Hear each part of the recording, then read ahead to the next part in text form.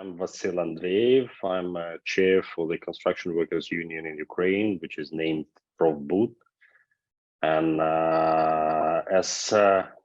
as we started this conversation, so I said that we more than 15 years are already in very close cooperation with the Swedish trade unions, and first of all, of course, with the construction workers, with the unions. I'm the professional construction worker starting from my 14 years old. We were starting very early in that in 1990s, and I started work for Construction Workers Union in 2004. Starting from that, I was working as a lawyer, as a barrister for the union, then as a substitute for the central committee, and then starting from 2010, I was elected as a chair.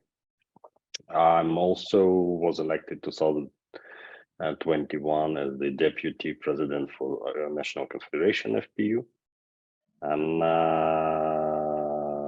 maybe that's all about me, about my trade union and personal career.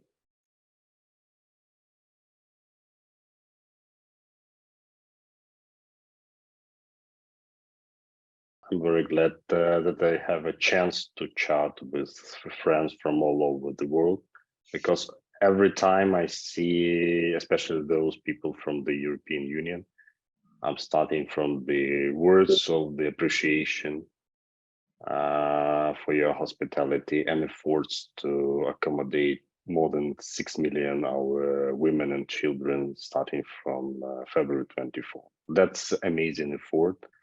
And it's really necessary to say to every European citizen that we appreciate it. We don't know how to pay back this, but we are very much appreciated.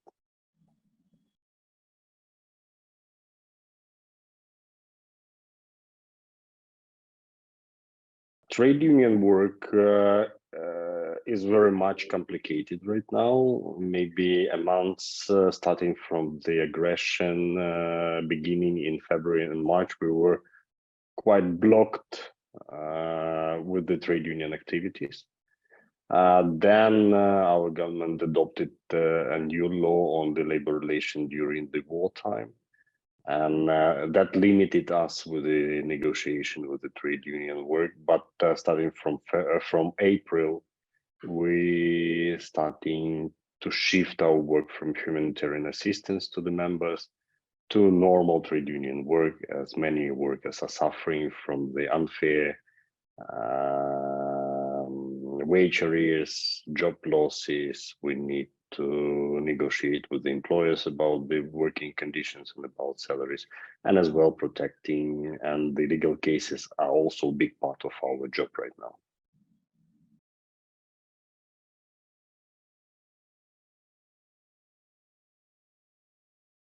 Just to say about figures on the rebuilding, right now the announced size of the damage is more than 300 billion euro all around Ukraine, and we don't know the exact situation in the occupied areas so far. To compare with the size of the construction sector, which was before war 3 billion per year, that means we will need 100 years of the normal work to rebuild Ukraine. Of course, that will require significant increasing amount of the workforce in the labor market, and that's why we're arguing to our government about the new working conditions and new training of the workers for the sector. Unfortunately, we see right now zero reaction for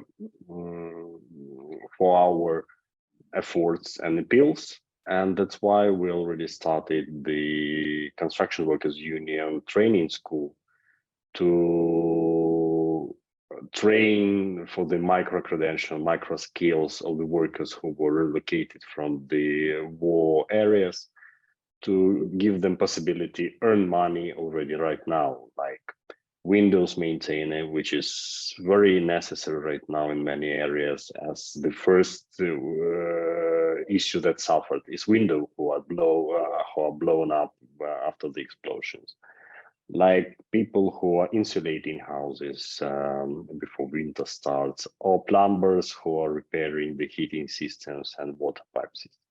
So that's one of our efforts. Another our effort is, of course, right now to bring information to European and global trade unions about necessity to direct to their governments with the question: you are proposing to bring billions of the investment for Ukrainian repairment.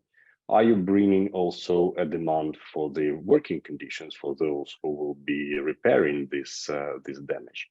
Unfortunately, right now we see that government of Ukraine and other governments even don't think about that.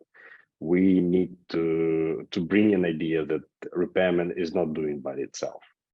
If we only talking about the concrete, metal, bricks, or something, or plaster, or tubes, it's not enough to remain after the war. We need to also maintain the labor market in Ukraine to allow people create sustainable state after war.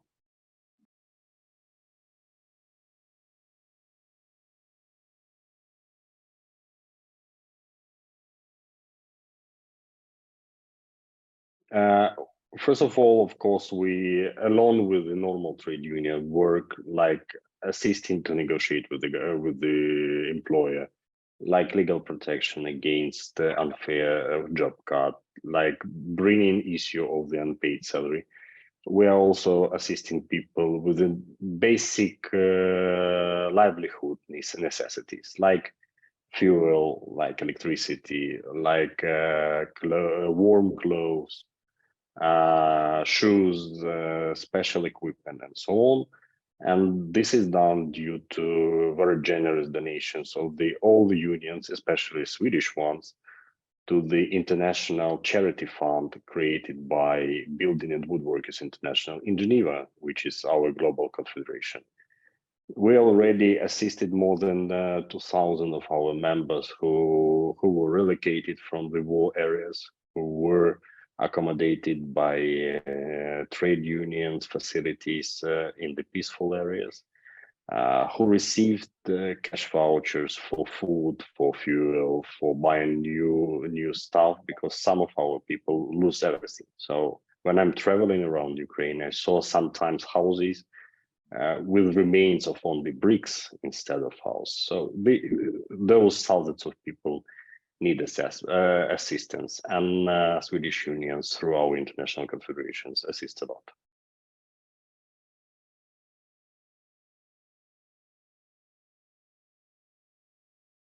First of all, of course, as I said, in strategic direction is discussion about the role of the Swedish state and Swedish society in the rebuilding Ukraine.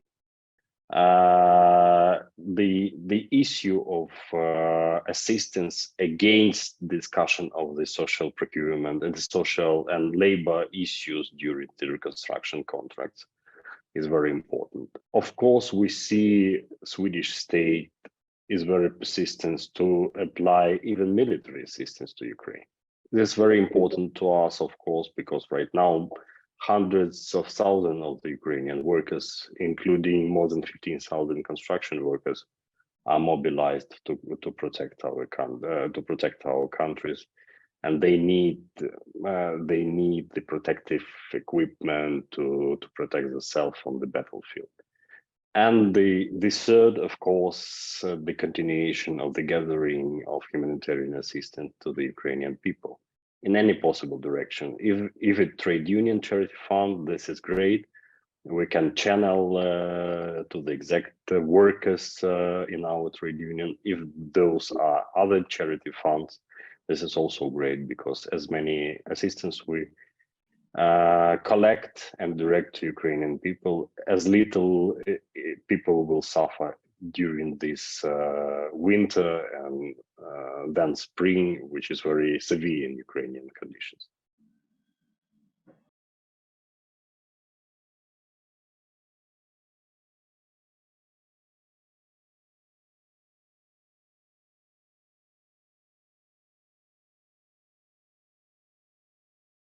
I'm very thankful that you're interested. Unfortunately, we see right now the rebuilding of Ukraine is not started in the normal scale, and the shortage of the construction sector also brought more unfair working conditions like unregistered labor, no social security, per day cash employment instead of normal employment. And this also bring us to negotiate on behalf of the workers who trapped in such kind of working conditions. But we believe, you see, sometimes even television could be true. The Ukrainian People's Army is moving towards to liberate people who are still under the occupation. Not so fast as maybe we need to be silent, but we know that every kilometer of those liberations bring a lot of traumas and kill people on the front line. We are trying to assist also to those mobilized workers who suffered from the injuries on the battlefield. They need also medical care. They also need sometimes special medical equipment, which is also gathered and supplied from all over the world.